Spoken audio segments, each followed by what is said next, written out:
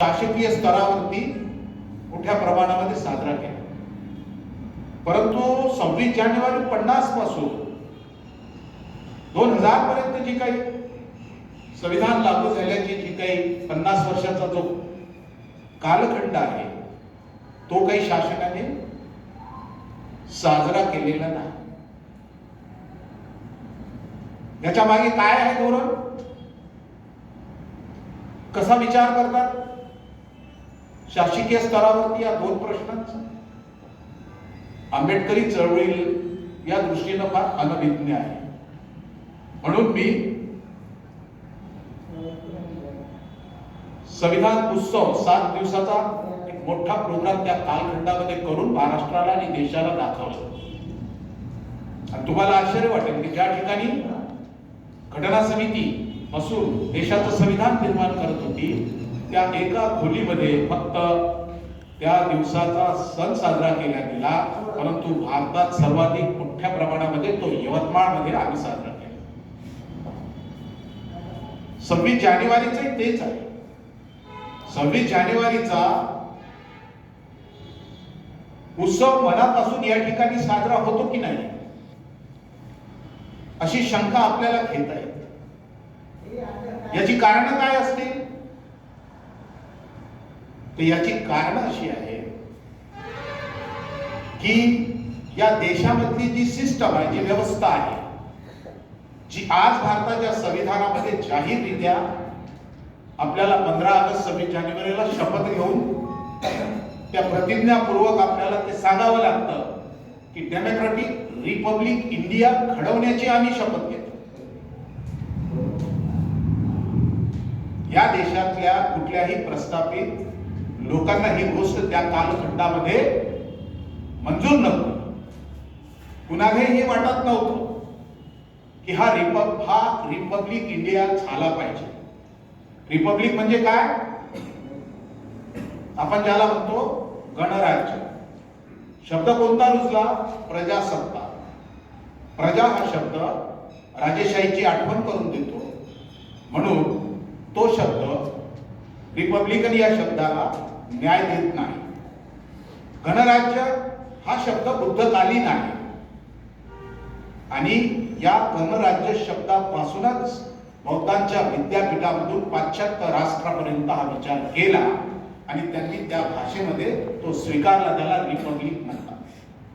जवळजवळ जगामध्ये 150 ते 55 राष्ट्र आहेत जे स्वतःला रिपब्लिक कंट्री म्हणून घोषित करतात. या देशामध्ये रिपब्लिक डे जो साजरा होतो त्याच्या पाठीमागे कारण बाबासाहेब आहे. याच्यामध्ये आपण काही गोष्टी मांडण्याचा प्रयत्न केला.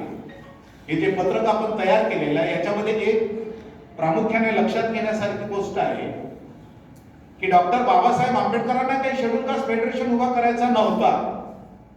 त्यांची जी विचारधारा आहे ती एवढी व्यापक आणि वैश्विक होती की तुम्ही जर इंडिपेंडंट लेबर पार्टीचा जाहीरनामा जरी वाचला तरी त्यांच्या कार्यपद्धती तुमच्या लक्षात येतील. बाबासाहेबांनी 13 ऑक्टोबर 56 ला स्पष्ट केलं की मी रिपब्लिकन पक्षाची घटना लिहिलेली आहे. बाबासाहेब असते तर आणखी त्याला एक वेगळा आकार आला असता, वेगळ्या पद्धतीनं ते देशामध्ये रुजलं असतं. कदाचित आम्ही फक्त मतदार राहिलो असतो, आम्ही या कन्सेप्टचं नेतृत्व करू शकलो असतो की नाही म्हणजे सांगता येत नाही. अशी एक सामाजिक परिस्थिती आपल्या लोकांमध्ये आहे. म्हणून जर 2-3 महिने अधिकचे बाबासाहेब 1957च्या निवडणुकीपर्यंत जर राहिले असते तर कदाचित आम्ही फक्त वोटर्स राहिलो असतो. बाबासाहेब गेले आणि आम्हाला नेतृत्व करायची संधी मिळाली, पण खरंच आम्ही त्या कुवतीचं नेतृत्व करत आहोत का? तो रिपब्लिकन शब्द, ती रिपब्लिकन विचारधारा आम्हाला झेपत आहे का? कारण सगळ्याच संविधानामध्ये ही कन्सेप्ट, ही विचारधारा सगळ्या राष्ट्रांनी उचललेली आहे. बाबासाहेब आंबेडकरांनी या ठिकाणी आपल्या स्वतःच्या बुद्धी सामर्थ्याने रिपब्लिक हा शब्द टाकलेला आहे. आम्ही त्याच्याकडे गांभीर्याने लक्ष देत नाही. बाबासाहेब आंबेडकरांनी अनुभवलं होतं की या देशातले लोक एका विचारधारेवर उभं व्हायला तयार नाही. त्यांना हिंदू राष्ट्र पाहिजे आहे, हिंदू राष्ट्राची घटना पाहिजे आहे आणि ते त्या दिशेने आजही कार्यरत आहे. परंतु ते होऊ नये ही पूर्ण बाबासाहेबांनी योजना बनवली. त्या काळातल्या बुद्धिवादी लोकांनी बाबासाहेबांना सहकार्य केलं. निवडणुका झाल्या, हिंदू राष्ट्र की रिपब्लिक राष्ट्र, आणि बाबासाहेब जिंकले. एका महाराचा कायदा या देशाने स्वीकारला. तुम्हाला महार म्हणून स्वीकारला की बुद्धिवादी म्हणून स्वीकारला? बुद्धिवादी म्हणून स्वीकारला. कारण बाबासाहेब आंबेडकरांनी दिलेली विचारधारा ही जरी समता, स्वातंत्र्य, बंधुत्व, न्याय, बुद्धी, प्रामाण्यवादावर उभी असली तरी बाबासाहेबांनी स्पष्ट केलं की ही मूल्य मी फ्रेंच राज्यक्रांतीपासून घेतली नाही, तर माझे गुरु बुद्धाकडून मी ती घेतली. तर बुद्धाकडून सुरू झालेली ही विचारधारा बाबासाहेबांनी सामाजिक क्रांतीसाठी, आर्थिक क्रांतीसाठी आणि राजकीय क्रांतीसाठी ती आमच्यापर्यंत आणून दिली. म्हणून समता सैनिक, भारतीय बौद्ध महासभा आणि रिपब्लिकन पार्टी हे आमच्या चळवळीची हत्यारं आहे. आणि ही हत्यारं एवढी तीक्ष्ण आहेत विचाराच्या बाबतीमध्ये की या विचाराच्या पुढे कुठलाही RSS असो, बीजेपी असो, काँग्रेस असो, आणखी अन्य कोणते पक्ष असो ते टिकू शकत नाही. आणि मग हे हत्यारं कशी गोथड करता येतील यासाठी आमचीच माणसं त्या तलवारीच्या पुढे ठेवल्या जातात, त्यांना कापले जातात, पैशाच्या बळावरती, आमिषाच्या बळावरती विकत घेतल्या जातात, त्याचं नैतिक अधपतन केलं जातं. आम्ही फक्त बाबासाहेबांचं नाव घेतो. बाबासाहेबांनी हजारदा सांगितलं की व्यक्तिपूजेने तुमचा नाश झालेला आहे. तुमच्या बापदादांनी अनेक पिढ्यांनी इथले देवधर्म केलेले आहे. तुम्ही विचारावर उभे झाल्याशिवाय तुमच्या समाजाचा विकास होणार. बाबासाहेबांच्या पिढीतले लोक विचारावर तयार झाले. रिपब्लिकन पक्ष जरी सत्तेत गेला नसला तरी रिपब्लिकन पक्षाचा एवढा दबदबा होता की रिपब्लिकन पक्षाने काढलेल्या पार्लमेंटच्या मोर्चा पुढे प्राईम मिनिस्टरला येऊन निवेदन घ्यावं लागले. संसद बाह्य जी शक्ती होती पार्लमेंटला हलविणारी ती एवढी मोठी होती की त्याचा जर रेकॉर्ड आम्ही पाहिला तुरुंगातला तर स्वातंत्र्याच्या लढ्यामध्ये 50,000 लोक आहेत आणि 1964च्या आंदोलनामध्ये 3,60,000 लोक तुरुंगात आहेत. अजूनही रिपब्लिकन पार्टीची सत्ता आली नाही आणि त्यांना स्वातंत्र्य सैनिक सन्मान म्हणून कोणतीही पेन्शन मिळत नाही. भुवामुक्ती आंदोलन असेल की अनेक आंदोलन आहे ज्यांना स्वातंत्र्य सैनिक पेन्शन मिळते. परंतु ज्या रिपब्लिकन पार्टीच्या कार्यकर्त्यांनी या सरकारला एक कार्यक्रम दिला, काय कार्यक्रम आहे? इथल्या गोरगरिबांना लोकराज्याची जी योजना आहे त्याचे फायदे मिळाले पाहिजे. आणि म्हणून आम्ही पाहतो त्या काळामध्ये सेवायोजन कार्यालय होते. आमच्याकडे स्वस्त धान्य दुकानं आहेत. कुटुंबाच्या ज्या काही शिधा पत्रिका वगैरे असतात, कुटुंब जे काही पत्रक असतात, आम्ही पाहतो कंट्रोलचे जे काही पत्रक असतात त्याच्या वेगवेगळ्या ज्या काही विभाग बनलेले आहेत ते सगळं बाबासाहेब आंबेडकरांनी आमच्यासाठी केले. 1964च्या आंदोलनाची जर तुम्ही डिमांड पत्र जर पाहिलं तर तुमच्या लक्षात येईल महाराष्ट्रामध्ये जी काही आमचीवाली एक वैचारिक क्रांती झाली त्या क्रांतीचं नेतृत्व कोणी केलं? त्या क्रांतीचं नेतृत्व करणारे लोक कोणी निर्माण केले? पीपल्स एज्युकेशन सोसायटी मध्ये शिकलेले लोक आहेत. एक महाराष्ट्राचा साहित्यिक आणि अभ्यासक तिथून उभा झाला आणि तिथून त्याने महाराष्ट्र पेटलं. बाबासाहेबांनी ते बुद्धिवादी केंद्र उभं केलं. त्या बाबासाहेब आंबेडकरांनी या सगळ्या योजना उभ्या केलेल्या आहेत.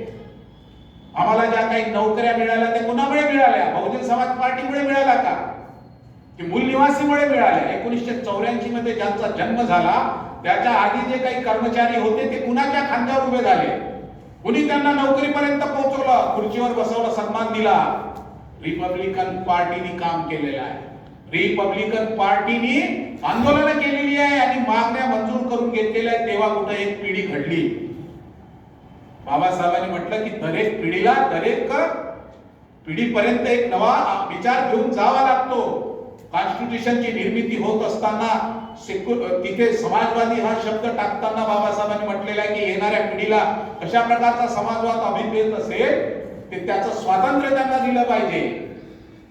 म्हणजे जर एक पिढी बाबासाहेबांनी घडवली, त्याच्यानंतरची दुसरी पिढी घडली, तर तिसऱ्या पिढी घडली का, चौथी पिढी घडली का, आजची पिढी घडली का? पूर्वी आमच्याकडे कुठली साधनं नव्हती, गाडी नव्हती, घोडा नव्हता. आम्ही आमच्या लहानपणी पाहत होतो की ज्याच्याकडे घड्याळ असेल तो मनगटाला घड्याळ बांधून असा फिरत असताना हात असा पुढे करायचा, म्हणजे मी घड्याळ आहे माझ्याकडे. एखादा व्यक्ती सायकल घेऊन फिरायचा, तर माझ्याकडे सायकल आहे. एखादा रेडिओ आकाशवाणीचा वगैरे. तर हे अशी साधनं एखाद्याकडे असेल तर आम्हाला नवल वाटत होतं 40 वर्षात, 50 वर्षात. आज आमच्याकडे साधनाची उपलब्धी आहे. कुठेही उभं राहण्याची आम्हाला स्वातंत्र्य आहे, कुठेही आपलं मत मांडण्याचं आमच्याजवळ स्वातंत्र्य आहे. मग एवढा मोठा प्रबोधनाचा, क्रांतीचा विचार आमच्याजवळ असताना का क्रांती होत नाही, का नैराश्य आहे आमच्यामध्ये? याचा अर्थ असा आहे की बाबासाहेबांनी सांगितलं होतं बुद्धी कौन पथे या भाषणामधून स्वयंप्रकाशित व्हा. मीही तुम्हाला बुद्धाचा संदेश देतो, स्वयंप्रकाशित व्हा, अपदीपक. म्हणजे आम्ही स्वयंप्रकाशित होत नाही, परप्रकाशित चळवळी करत आहोत.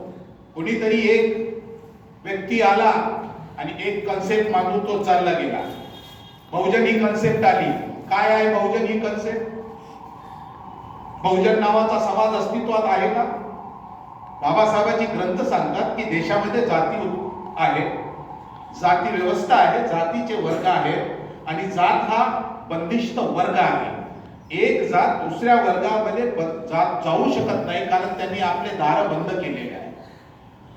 मग या अशा बंदिष्ट जातींचा वर्ग त्याचा समूह होऊ शकतो का? म्हणजे तुम्ही बाबासाहेबांचं संशोधन खोटं ठरवता. कार्ल मार्क्सला आव्हान दिलेलं संशोधन तुम्ही खोटं ठरवत आहे. कसं काय समर्थन करतात आंबेडकरी चळवळीचे लोक बहुजन शब्दाचं? काय लॉजिक आहे? काय लॉजिक आहे इथे?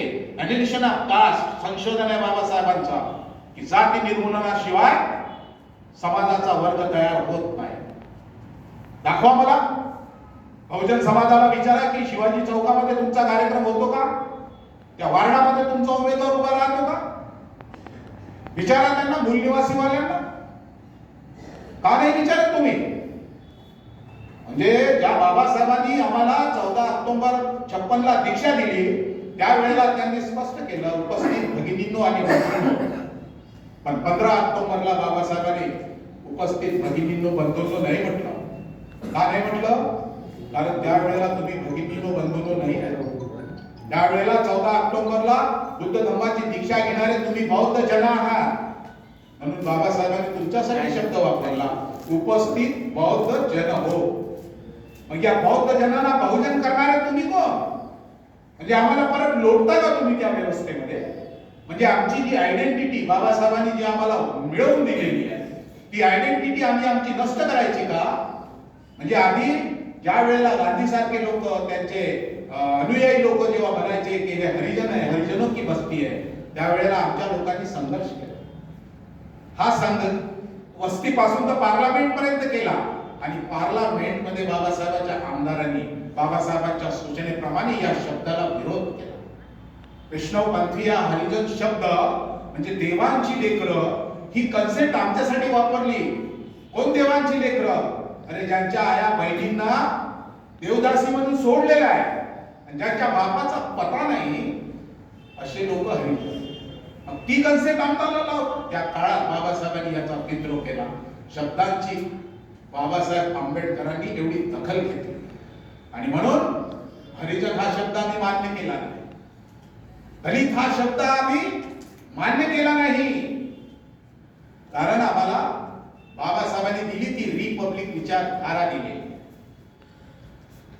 रिपब्लिक इंडिया म्हणजे रिपब्लिक भारत आणि रिपब्लिकन म्हणजे ज्या रिपब्लिक विचारधारेचे फॉलोअर आहेत ते. इंडिया आणि इंडिया, इंडिया म्हणजे भारत आणि इंडियन म्हणजे भारतीय. रिपब्लिक इंडिया म्हणजे रिपब्लिक भारत आणि रिपब्लिकन म्हणजे त्या रिपब्लिक विचारधाराचे समर्थन करणारे, अनुसरण करणारे लोक. हा जो कार्यक्रम आपण करत आहोत हा भारतात कुठेही झाला नाही. 97 मध्ये आपण संविधान उत्सव केला. तुम्हाला सांगतो आज मोदींनी तो कार्यक्रम सुरू केला. आज जरी आपल्याला ही कन्सेप्ट तशी वाटत असली तर उद्या ही कन्सेप्ट रुजू शकते. पण आम्ही गंभीरपणे घेत. बाबासाहेबांनी यासाठी किती संघर्ष केला आणि याच्या पाठीमागे काय इतिहास आहे हा आम्हाला अजिबात नाही. बाबासाहेब आंबेडकरांनी 21 जानेवारी 1948 मध्ये, मला वाटते की फेब्रुवारी पाहिजे होतं इथे, 21 जे काही असेल 21 जानेवारी 1948 या दिवशी बाबासाहेबांनी राष्ट्रपतींना एक पत्र लिहिलेलं आहे. आणि त्या पत्रामध्ये त्यांनी काय म्हटलेलं आहे की मी हे राष्ट्र रिपब्लिक राष्ट्र घोषित करतो. मोठं पत्र आहे. हे का बोलले बाबासाहेब आंबेडकर? कारण हा जो देश आहे हा डोमिनियन स्टेट होता. डोमिनियन स्टेट म्हणजे पूर्णपणे स्वतंत्र नव्हता. 15 ऑगस्ट 1947 देशाला स्वातंत्र्य मिळालेलं नाही. ऍडवायझर कमिटीचे रिपोर्ट वाचा. त्या कमिटीचे अध्यक्ष बाबासाहेब आंबेडकर आहेत आणि त्या कमिटीच्या रिपोर्ट मध्ये पॅरा 20 मध्ये स्पष्टपणे उल्लेख आहे की भारत हा डोमिनियन स्टेट आहे. डोमिनियन म्हणजे ब्रिटिश कॉमनवेल्थच्या अंडरटेकिंग असलेला देश. तुम्हाला स्वातंत्र्य आहे परंतु स्वातंत्र्याचे सगळे निर्णय ब्रिटिश पार्लमेंट मधून होते. म्हणून हे जे गव्हर्नर आहे जनरल, हे पद 26 जानेवारी 50 ला रद्द का झाले? तर हे 1948 मध्ये बाबासाहेबांनी राष्ट्रपतीला पत्र लिहिलं आणि स्वतःच्या ताकदीवर, बुद्धी सामर्थ्यावरती त्यांनी भारताच्या संविधानाच्या प्रास्ताविकेमध्ये रिपब्लिक इंडिया लिहून हा रिपब्लिक राष्ट्र म्हणून त्याला घोषित केला. जर राष्ट्र स्वतःला जर रिपब्लिक सार्वभौम म्हणून घोषित करत असेल तर तो डोमिनियनचा भाग राहत नाही. हा डोमिनियनचा भाग राहत नाही. मग बाबासाहेबांनी तर रिपब्लिक राष्ट्र घोषित केलेलं आहे आणि तेही सार्वभौम म्हणजे स्वतंत्र. मग आता हे डोमिनियन अंडरटेकिंग स्वातंत्र्याचं राष्ट्र कसं राहील? म्हणून या ठिकाणी 28 एप्रिल 1949 ला ब्रिटिश पार्लमेंट मध्ये जे डोमिनियन स्टेटचे जे काही राष्ट्र होते त्या सगळ्या ब्रिटिश पार्लमेंटच्या, ब्रिटिश राष्ट्रमंडळाच्या सगळ्या राष्ट्रांची, प्राईम मिनिस्टरची सगळ्यांची एक बैठक त्या ठिकाणी घ्यावी लागली. म्हणजे एक शब्द जगातल्या लोकांना कसा हलवत आहे. म्हणजे सगळ्या ब्रिटिश कॉमनवेल्थ मध्ये जे काही ब्रिटिशांचे गुलाम राष्ट्र होते या सगळ्या राष्ट्रांना मीटिंग घ्यावी लागली. प्राईम मिनिस्टर लोकांना बसावं लागलं आणि त्या ठिकाणी काय झालं तर त्या ठिकाणी ब्रिटिश कॉमनवेल्थ उद्ध्वस्त करावं लागलं. याचा काय परिणाम झाला? याचा परिणाम हा झाला की ब्रिटिशांचे जे डोमिनियन स्टेट, जे गुलाम स्टेट होते, ऑस्ट्रेलिया असेल, न्यूझीलंड असेल, मलेशिया असेल, हे जे काही दक्षिण आफ्रिका असेल, असे जे काही राष्ट्र होते 54 राष्ट्र जे ब्रिटिशाच्या अंडरटेकिंग गुलाम राष्ट्र होते, त्यापैकी हे असे काही जे राष्ट्र होते, हे राष्ट्र या दस्तावेजाने 26 जानेवारी 1950 च्या दस्तावेजाने खऱ्या अर्थाने ते स्वतंत्र झाले. 15 ऑगस्ट 47 हा डोमिनियन स्वातंत्र्याचा दिवस आहे, पूर्ण स्वातंत्र्याचा नाही. 26 जानेवारी 50 हा संपूर्ण स्वातंत्र्याचा दिवस आहे आणि हा केवळ भारताचाच नाही. बाबासाहेबांच्या किमयेप्रमाणे, बाबासाहेबांनी लिहिलेल्या दस्तावेजाप्रमाणे अनेक राष्ट्र ब्रिटिशांच्या कॉमनवेल्थ मधून बाबासाहेबांमुळे बाहेर आले आणि ते देखील स्वतंत्र झाले. हे एवढा मोठा आंतरराष्ट्रीय स्तरावरचा हा दिवस आहे. म्हणून मी सांगतो की 15 ऑगस्ट आणि 26 जानेवारी शासन स्तरावरती कथा होते आणि आंबेडकरी चळवळ त्याच्याकडे कसं लक्ष देऊन आहे. म्हणजे हा फार मोठा चिंतनाचा विषय यासाठी आहे की बाबासाहेब आंबेडकरांना या देशामध्ये ब्राह्मणवाद नष्ट करायसाठी, भांडवलवाद नष्ट करायसाठी रिपब्लिक विचारधारा रुजवायची आहे. आणि ही रिपब्लिक विचारधारा, बुद्धाची विचारधारा संविधानामध्ये बाबासाहेबांनी अधिकृत केली. पण ही अधोरेखित केलेली ही विचारधारा पुढे नेण्याचं वाहन आणि साधन कोणतं आहे तुमच्याकडे? बहुजन, मूलनिवासी, दलित, आणखी काय असेल त्या गोष्टी तुम्हाला पूरक आहेत या विचारधारेला पुढे नेण्यासाठी? अजिबात. म्हणून बाबासाहेबांनी ते साधन ते वाहन तुमच्याकडे दिलं, रिपब्लिकन पार्टी ऑफ इंडिया.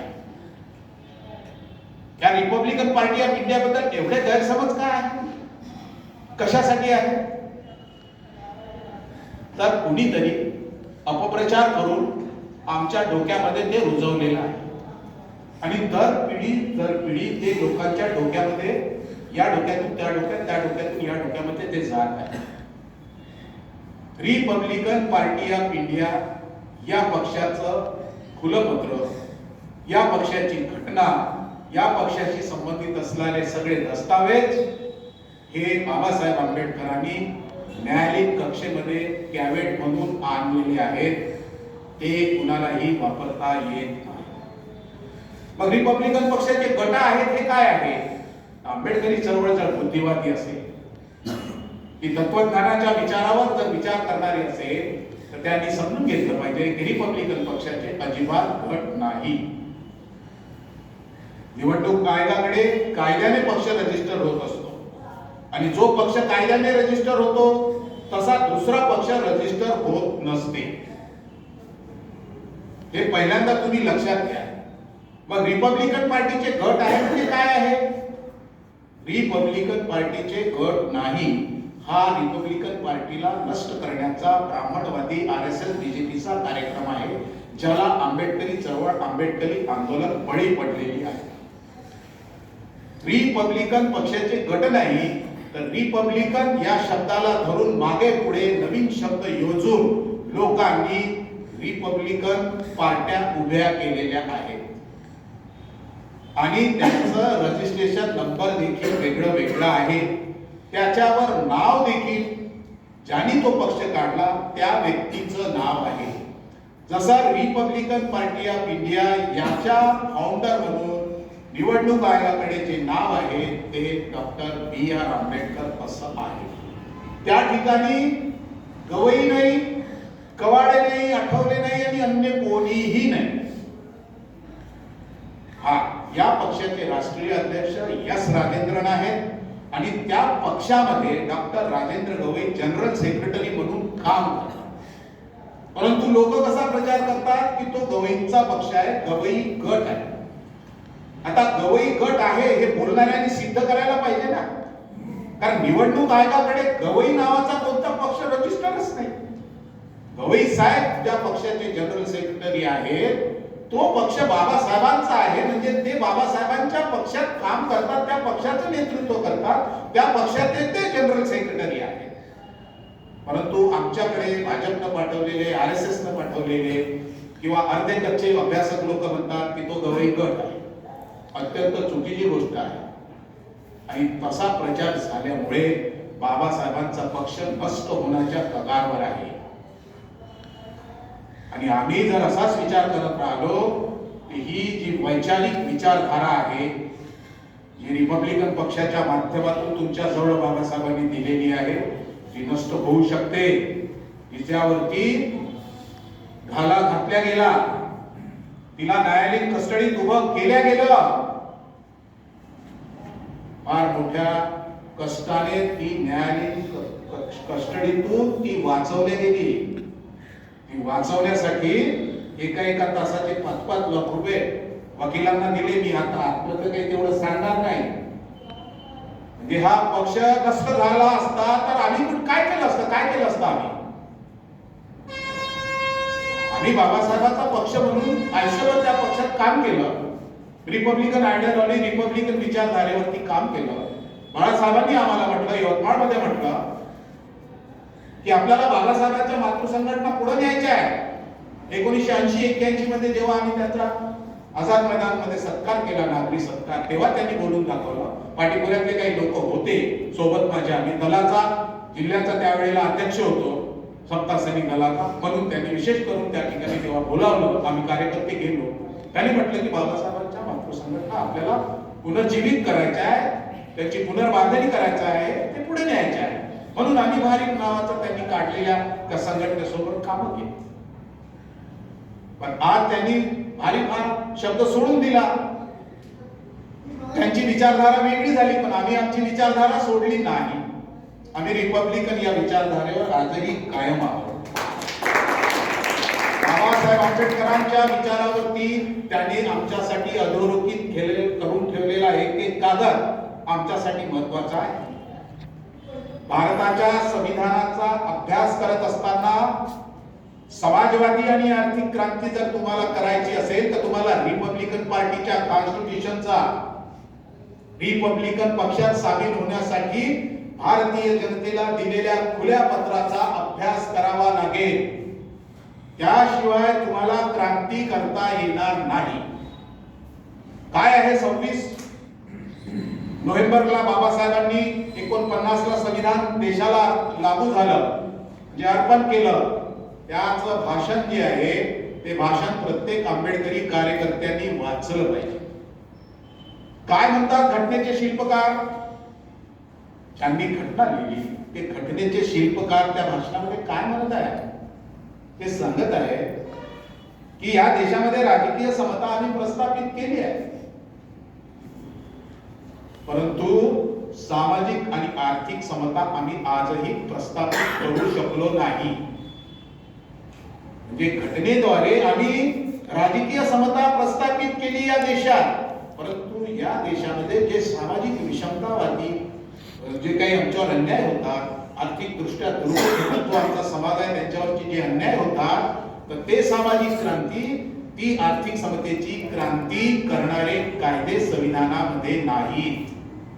म्हणून बाबासाहेबांचं ते वाक्य आहे. म्हणून काय म्हणतात ते की आम्ही राजकीय क्रांती केली परंतु सामाजिक आर्थिक क्रांती आम्ही करू शकलो नाही. मग रिपब्लिकन पक्षाच्या खुल्या पत्रामध्ये ते काय बोलत आहे? रिपब्लिकन पक्षाच्या खुल्या पत्रामध्ये भारताच्या संविधानाला ते सांगाडा म्हणत आहे. लक्षात घ्या, बाबासाहेब बोलत आहेत, ते माझे शब्द नाही त्यांचे. म्हणजे एका बाजूला बाबासाहेब 25 नोव्हेंबर 1949 ला स्पष्ट करत आहे की सामाजिक आणि आर्थिक क्रांतीचे कायदे या संविधानामध्ये जर आले नाही आणि याची आज जर लोकांना लागली तर हे महत्त्व प्रयासाने उभा केलेला हा डोलारा लोक उद्ध्वस्त करतील. दुसऱ्या बाजूला रिपब्लिकन पार्टी त्यासाठी ते बांधत आहे आणि ही रिपब्लिकन पार्टी बांधण्यासाठी त्यांनी भारतीय जनतेला एक खुलं पत्र लिहिलेलं आहे आणि त्या खुल्या पत्रामध्ये बाबासाहेब म्हणतात की संविधानाचा हा जो सांगाडा आहे त्याला मांसपेशी आपल्याला पुरवायच्या आहे. कोणत्या मांसपेशी? सामाजिक आणि आर्थिक क्रांतीचे कायदे. ते कुठं आहे? ते कुठं आहे? ते मूलनिवासीकडे आहे का लिहून? की ते बहुजन आणखी काय कोणाकडे आहे? ते रिपब्लिकन पार्टीकडे लिहून. ते बाबासाहेबांनी लिहिलेले आहे. बुद्धांनी जे 25च्या काळामध्ये जी 7 प्रिन्सिपल्स दिली होती त्याचं आधुनिकीकरण बाबासाहेबांनी केलं आणि 7 प्रिन्सिपल रिपब्लिकन पार्टीच्या घटनेमध्ये त्यांनी टाकलेली आहे. त्याच्यामध्ये लिहिलेले आहे नास्यमुक्त, भयमुक्त, भूकमुक्त समाजाची निर्मिती करणे आणि तो पूर्ण कार्यक्रम रिपब्लिकन पार्टीच्या घटनेमध्ये आहे. रिपब्लिकन पार्टीच्या घटनेमध्ये आणखी एक कार्यक्रम यायला पाहिजे होता आणि तो कार्यक्रम होता संविधान समितीला दिलेला स्टेट अँड मायनॉरिटीचं निवेदन. ज्या निवेदनामध्ये या देशामध्ये समाजवादी क्रांतीचे कायदे झाले पाहिजे जे बाबासाहेबांना वाटत होतं. कारण बाबासाहेबांचं काय म्हणणं होतं की या देशामधली जी सिस्टम आहे गरिबीची ती नष्ट झाली पाहिजे. आमचे लोक म्हणतात कोण काय देते आम्हाला? अरे तुम्हाला कोण कसं काय देणार आहे? तुम्ही कायदेच करत नाही तर तुम्हाला काय मिळणार आहे? स्टेट अँड मायनॉरिटी हा जो ग्रंथ आहे तो काय सांगतो की देशातल्या जमिनीचं राष्ट्रीयकरण करा, उद्योगधंद्यांचं राष्ट्रीयकरण करा. कुठल्याही सरकारला स्वतःच्या मर्जीप्रमाणे अर्थव्यवस्था देशाची चालवता येणार नाही. ही घटनेमध्ये जी कायदेशीर अर्थव्यवस्था लिहून देईल ती तुम्हाला चालवावी लागेल. आहे का कॉन्स्टिट्यूशन मध्ये स्टेट अँड मायनॉरिटीचा प्रोग्राम? नाही. तो प्रोग्राम रिपब्लिकन पार्टीच्याही घटनेमध्ये का आला नाही हा चिंतनाचा विषय आहे. कारण बाबासाहेब आंबेडकरांनी जे काही शेड्यूल कास्ट फेडरेशनची घटना लिहिली ते तात्कालिक विषयाच्या अनुषंगाने लिहिली. मोठा जो प्रोग्राम होता तो स्टेट अँड मायनॉरिटीच्या माध्यमातून संविधानामध्ये त्यांना आणायचा होता, परंतु त्यांचं ते निवेदन कुठल्याही कमिटीने स्वीकारलं नाही. आणि त्यामुळे या देशामध्ये आज भांडवलदार श्रीमंत अधिक श्रीमंत होत आहेत आणि गरीब लोक अधिक गरीब होत आहेत. मग ते शैक्षणिक दृष्ट्या गरीब होत आहेत, ते रोजगाराच्या दृष्टीने गरीब होत आहेत, ते अन्न वस्त्र निवाराच्या दृष्टीने गरीब होत आहेत, ते राजकीय दृष्ट्या गरीब होत आहेत. म्हणजे सगळ्याच पातळीवरती तुमचं शोषण होत आहे. त्याला कारण असं आहे की बाबासाहेबांनी जे केलं, जे तुम्हाला सांगितलं, ते आम्ही आजपर्यंत केलं नाही आणि आजही आम्ही त्या मार्गावर नाही. आजही आम्ही त्या मार्गावर नाही आहे. मी अभ्यास करतो, फिरतो, माझ्या लक्षात येत आहे की बाबासाहेबांनी सांगितलेला मूळ प्रोग्राम त्या मार्गावर कोणी यायला तयारच नाही. ते का तयार नाही हे काही कळायला मार्ग नाही. आणि या चळवळीमध्ये उणिवा असतात, आम्ही अनुभव घेतलेले आहे. चळवळीत उणिवा असतात, आपल्या मनासारखं सगळंच काही घडत नसते. बाबासाहेब दोनदा पडले, बाबासाहेब त्याच्यासाठी निराश झाले का? शेड्यूल कास्ट फेडरेशनच्या निवडणुकीचा जो रिझल्ट आला तो रिझल्ट वाईट होता शेवटचा. बाबासाहेब आंबेडकरांनी म्हटलं तर नव्या झोम्यानं आपल्याला पुढे यायचं, थांबून चालणार नाही. पण आम्ही एवढे निराश आहोत की काय कुठे आहे तुमचं, काय करत आहे तुम्ही? हे बाबासाहेब आंबेडकरांनी जो कार्यक्रम दिला तो कार्यक्रम तर आम्ही राबवत नाही, परंतु उलट दिशेने आम्ही काम करतो. त्याचे परिणाम काय होतात की जे राजकीय प्रस्थापित झालेले आहेत, भांडवलदारांचे आहेत, त्यांच्या बाजूने जातात. रिपब्लिकन पार्टीची बातमी नाही देत कोणी वर्तमानपत्रामध्ये, कारण तो बाबासाहेबांचा पक्ष आहे. बहुजन समाज पार्टीची मोठी बातमी येऊ शकते, लक्षात घ्या. कारण त्याचं असं आहे की हे काउंटर करते रिपब्लिकन विचारधारेला. रिपब्लिकन विचारधारा नष्ट झाली पाहिजे म्हणून मोहन भागवतांनी मध्य प्रदेशच्या अधिवेशनामध्ये स्पष्ट केले की हे रिपब्लिकन शब्दामुळे हे हिंदू राष्ट्र होत नाही आहे. किती मोठं काम करून गेले बाबासाहेब. आम्ही खरंच तो रिपब्लिकन पक्ष प्राणपणाने जपत आहे का नाही? त्या शब्दाला थिल्लर करून टाकले, त्याची टिंगल झालेली आहे. स्वतःला रिपब्लिकन कार्यकर्ता म्हणून घेणाऱ्या लोकांची हिंमत होत नाही. हे कसं काय घडलं? अरे ज्या बाबासाहेबांनी हे सगळं आमच्यासाठी करून दिलेलं, त्या बाबासाहेब आंबेडकरांनी एवढी मोठी क्रांती केली, त्या बाबासाहेबांचा एवढा मोठा विचार आमच्याकडे असताना आम्ही एवढं नैराश्य का बाळगायचं? पहिली सभा जेव्हा बाबासाहेबांची झाली, स्वतः बाबासाहेब आंबेडकरांना टेबल खुर्ची लावा लागली आणि माणसं दारातून उभे होते. त्या काळातल्या परिस्थितीनुसार लोक तंबाखू, चिलम याची फुकत होती. बाबासाहेबांनी भाषण द्यायचं सोडलं. त्याच बाबासाहेबांच्या सभेला लाखो लोक 50 किलोमीटर 100-200 किलोमीटर पायी जायचं शिकले. आम्ही देत आहोत का ती विद्या लोकांना? ते विचार देत आहोत का? देत नाही. आमच्यामध्ये नैराश्य आहे म्हणून आम्ही हा प्रयोग उभा करतो. आणि हा प्रयोग महाराष्ट्रात आणि देशात पहिल्यांदा यवतमाळमध्ये उभा. आणि आपण आभार मानले पाहिजे भारतीय बौद्ध महासभेचे आणि समता सैनिक दलाचे की त्यांनी हे हिंमत दाखवली. दादा सरांची आंबळे सर आहे. कारण कसं आहे की हे बाबासाहेबांचं आहे ना, आणि बाबासाहेबांचे हे 3 भाऊ जर एकत्र आले तर हे फार मोठी क्रांती करू शकतात ना, समाजाच्या पुढे एक आदर्श देऊ शकतात. हे आम्हाला मान्य आहे की आमच्यामध्ये उणिवा आहेत, पक्षामध्ये उणिवा आहेत, या सगळ्या गोष्टी आहेत. पण आमच्याकडे तर डॉक्युमेंटरी आहे ना, आमच्याकडे कागदपत्रही आहेत ना. आम्ही बाबासाहेबांनी दिलेल्या त्या लिखित कार्यक्रमावर जाऊ शकतो ना. तो कार्यक्रम आम्ही लोकांमध्ये राबवू शकतो, त्याचे प्रयोग करू शकतो. पण हे प्रयोग यशस्वी होऊ नये म्हणून आमच्या विरोधामध्ये षडयंत्र आहे. त्याच्यातलं एक षडयंत्र म्हणजे तुम्ही बौद्ध नाही, तुम्ही बौद्ध स्वतःला म्हणू नका, अशा पद्धतीची योजना या देशात नेहरू पासून सुरू झाली, ती आज तागायत. म्हणजे बाबासाहेबांनी म्हटलं की आम्ही बौद्ध आहोत, पण आम्हाला बौद्ध म्हणून जगू द्यायचं नाही म्हणून कायदे बदलवले.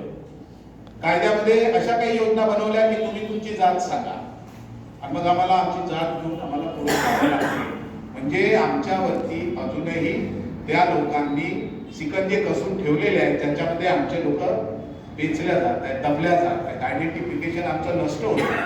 बाबासाहेबांची योजना होती की माझा समाज उभा झाला पाहिजे, तो सामाजिक, सांस्कृतिक, आर्थिक आणि राजकीय दृष्ट्या प्रगल्भ झाला पाहिजे, स्वतःच्या पायावरती उभा झाला पाहिजे. कारण बाबासाहेबांना हे माहीत होतं की इथली समाज व्यवस्था माझ्या समाजाला प्रतिष्ठा देणार नाही, त्यांना निवडून पाठवणार नाही. म्हणून बाबासाहेबांनी बुद्ध धम्माची क्रांती करून बाबासाहेबांनी कॉन्स्टिट्यूशनच्या माध्यमातून तुम्हाला या सर्व क्षेत्रामध्ये एक वेगळं प्रतिनिधित्व देण्याचं प्रयोजन केलं.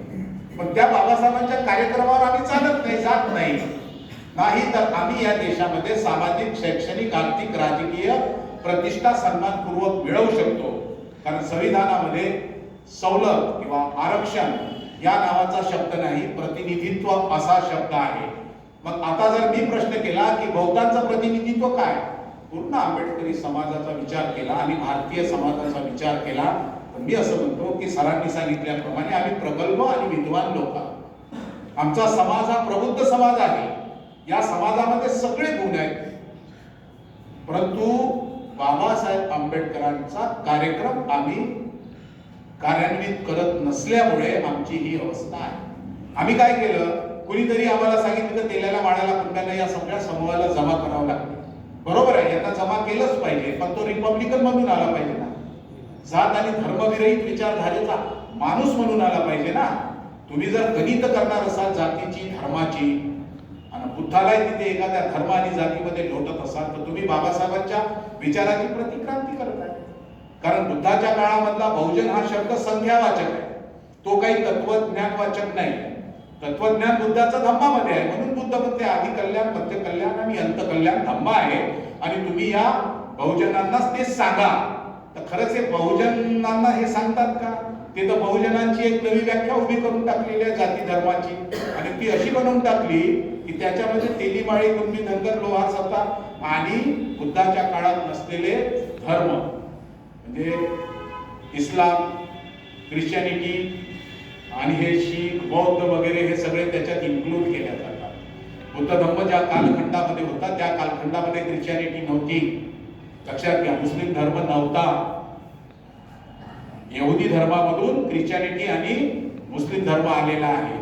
शीख धर्म नव्हता, बौद्ध धर्म नावाची तर संकल्पनाच नव्हती. मग आज आम्ही बुद्धाला त्याच्यामध्ये गोवून, बौद्ध समाजाला त्याच्यात गोवून जाती आणि धर्माची व्याख्या करतो. पण रिपब्लिक इंडियामध्ये तर जात आणि धर्म विहीन शब्द विचारधारा आहे. म्हणजे आम्ही कुठेतरी काहीतरी चुकत आहोत. आणि हे चुकणं जर तुम्हाला दुरुस्त करायचं असेल तर बाबासाहेबांच्या दोन कन्सेप्ट आहेत, रिपब्लिक विचारधारा आणि बुद्धिस्ट बौद्धमय भारत. या दोन विचारधारेवरती तुम्ही जर काम केलं तर तुमचे सगळे प्रश्न सुटू शकतात. आणि ते प्रश्न सुटले पाहिजे, त्याचं प्रबोधन झालं पाहिजे, म्हणून आपला हा सगळा प्रयत्न आहे. आणि हा प्रयत्न यशस्वी करताना माझ्यापुढे एक छोटासा प्रयोग आहे, तो मी तुम्हाला परत सांगतो की बाबासाहेबांच्या सोबत जो वाद झालेला गांधीचा तो असा आहे की सेपरेट इलेक्टोरेट तुम्हाला आम्ही मिळू देणार नाही, स्वतंत्र प्रतिनिधित्व तुम्हाला मिळू देणार नाही. गांधी उपोषणाला बसले सगळे लोक एकत्र आले आणि त्यांनी ते संयुक्त मतदारसंघ करून टाकले. बाबासाहेबांचे कॉन्स्टिट्यूशनचे डिबेट वाचले तर लक्षात येते की बाबासाहेब आंबेडकरांनी हा प्रयत्न संविधान निर्मितीपर्यंत शेवटच्या टोकापर्यंत नेला. आणि त्यांनी मग इथे तो प्रश्न सोडताना लोकसंख्येच्या प्रमाणाचं प्रतिनिधित्व मांडतात. कारण त्यांची योजना मान्य करून घ्यायला कॉन्स्टिट्यूशन मध्ये कोणी तयार नव्हतं. म्हणून घटनेच्या आधारावरती आम्ही आमचं सेपरेट इलेक्टोरेट तयार करू शकतो. तर हे सेपरेट इलेक्टोरेट म्हणजे काय, तर आमची एक वस्ती आहे, आमच्या वस्तीतून आमचा उमेदवार निवडून जाईल. मग हा प्रयोग आपण कुठे करू शकतो, तर मला असं वाटतं की हा प्रयोग आपण नगरपालिकेच्या माध्यमातून करू शकतो, जिल्हा परिषदेच्या माध्यमातून करू शकतो. याचं कारण असं आहे की त्या ठिकाणी जे मतदान आहे ते बाबासाहेबांच्या विचाराचं आहे आणि ज्याला आपण म्हणू पर्टिक्युलर बुद्धिस्ट आयडियॉलॉजीचं मतदान आहे. त्या एरियामध्ये जर आम्ही बौद्ध प्रतिनिधी उभा ठेवला आणि तो जर निवडून पाठवला तर बौद्धांची संख्या यवतमाळ शहरामध्ये इतकी आहे की त्या बौद्धांनी जर एकत्रीकरण केलं तर 18 ते 20 नगरसेवक आम्ही यवतमाळच्या नगरपालिकेमध्ये सहज निवडून पाठवू शकतो. यामधून आम्ही अनेक प्रश्न सोडवू शकतो. एक तर बौद्धांचं ऑर्गनायझेशन उभं करू शकतो, म्हणजे बौद्धांचं संघटन दिसून पडेल. दुसरं की जी सेपरेट इलेक्टोरेटची बाबासाहेबांची कल्पना होती, ज्याला काँग्रेस, राष्ट्रवादी सेना किंवा बीजेपीने विरोध केला, त्यांच्या धोरणाचा देखील आपण अप्रत्यक्षपणे त्या ठिकाणी निषेध करतो. दुसरं असं की या माध्यमातून ज्या आमच्या वस्त्या बकाल वस्त्या आहेत, त्या वस्त्या ज्याला आम्ही स्लम एरिया म्हणतो, जे आमच्या लोकांच्या वस्त्या आहेत, त्याची सेवा करण्याची एक उत्तम संधी आपल्याला त्याच्यामधून लाभू शकते.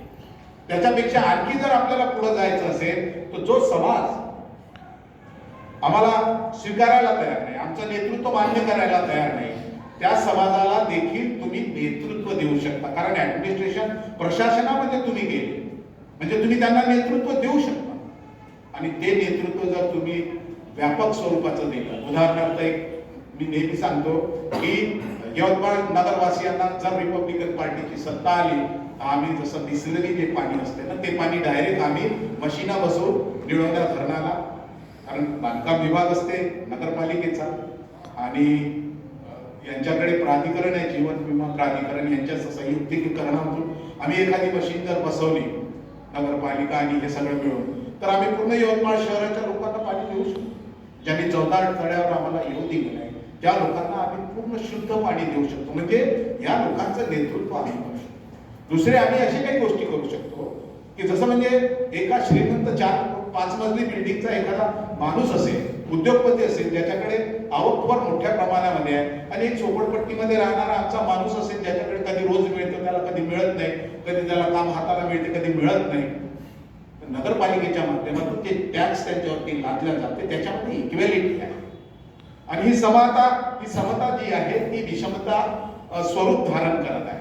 म्हणजे श्रीमंत माणसाला जर 1000 रुपयाचं टॅक्स लागत असेल आणि गरीब झोपडपट्टीतल्या माणसाला जर 1000 रुपयाचं टॅक्स लागत असेल, याची आवक जर लाखोने असेल, याची आवक जर 100ने नसेल, तर या माणसाला 1000 रुपयाचं टॅक्स परवडत. मग आम्ही जर सत्तेमध्ये आलो तर आम्ही गरीब लोकांची, आमच्या वस्त्यांची या पद्धतीनं सेवा करू शकतो की त्यामुळे आम्ही त्यांचं 25% 50% टॅक्स कमी करू शकतो. कारण स्लम हा शब्द आमच्यासाठी त्या दृष्टीनं उपयोगाचा आहे. आतापर्यंत इथं जे काही 50 वर्षामध्ये जो काही फंड आणि निधी जमा झालेला आहे आणि तो जो निधी वापस गेलेला आहे स्लम एरियाचा, आणि काही ठिकाणी ज्या एरियामध्ये काम व्हायला पाहिजे तिथं झाली नाही, ते दुसरीकडे झाली, तर आम्ही जर सत्तेत आलो तर आम्ही याचा हिशोब घेऊ शकतो. आणि हा हिशोब करोडोनं जातो. आणि हे जर 2-4 करोड रुपये जरा आमच्या सत्तेच्या कालखंडामध्ये आम्ही मिळवले तर आम्ही स्लम एरियाच्या नावाने सुंदर अशा वस्त्या, सुंदर असे बगीचे, सुंदर असं सभागृह, सुंदर असं लोकांच्यासाठी लोकोपयोगी लग्नाच्या दृष्टीने म्हणा, आणखी कशाच्या दृष्टीने म्हणा, आम्ही असे उपक्रम राबवू शकतो. आमदार आणि खासदार जे करू शकत नाही त्यापेक्षा अधिकचं काम आपण करू शकतो. आणि यामधून एक राजकीय क्रांती घडेल आणि या राजकीय क्रांतीमधून महाराष्ट्राला तुम्ही एक संदेश देऊ शकाल आणि महाराष्ट्रातल्या आमच्या नेत्यांना ते दिसून पडेल. आणि याच्यातून होऊ शकते की तुमचा हा प्रयोग जर तुम्ही सक्सेस केला तर उद्या महाराष्ट्रातले लोक यवतमाळ पॅटर्न म्हणून तुमच्याकडे पाहतील. आणि हा यवतमाळ पॅटर्न जो आज रिपब्लिकन पार्टी, भारतीय बौद्ध महासभा, संत सैनिकल या माध्यमातून, या मातृ संघटनांच्या माध्यमातून आपण पुढे आणण्याचा प्रयत्न करत आहोत, कदाचित महाराष्ट्रामध्ये सुद्धा हा प्रयोग होईल. कदाचित ही क्रांती पूर्ण महाराष्ट्रामध्ये येईल, महाराष्ट्रातून ते पूर्ण देशामध्ये जाईल आणि होऊ शकते की बाबासाहेबांना अभिप्रेत असलेला एज्युकेट अँड ऑर्गनायझेशन ही जी कन्सेप्ट आहे ही मजबूत होईल. या दृष्टीनं आपण सगळ्यांनी प्रयत्न करू. आणि या अभिनव अशा रिपब्लिकन सन्मान दिन कार्यक्रमामध्ये आपण आला, सहकार्य केलं आणि माझे 2 शब्द ऐकले आणि या सगळ्या लोकांनी सहकार्य केलं त्यांचे विशेष आभार मानतो. आणि या ठिकाणी हा कार्यक्रम संपला असं मी जाहीर करतो. तद्वतच काही प्रश्न असेल, कोणाला काही विचारायचं असेल किंवा एखादा काही समजलं नसेल, अशाही संदर्भांना आपल्याला मैत्रीपूर्ण चर्चा करता येईल. तसं काही हे नाही आहे, कारण आपण सगळे एकत्र आहोत आणि आपल्याला सगळ्याला एकत्र बसून विचार करायचा आहे. ठीक आहे. जय भीम, जय भारत.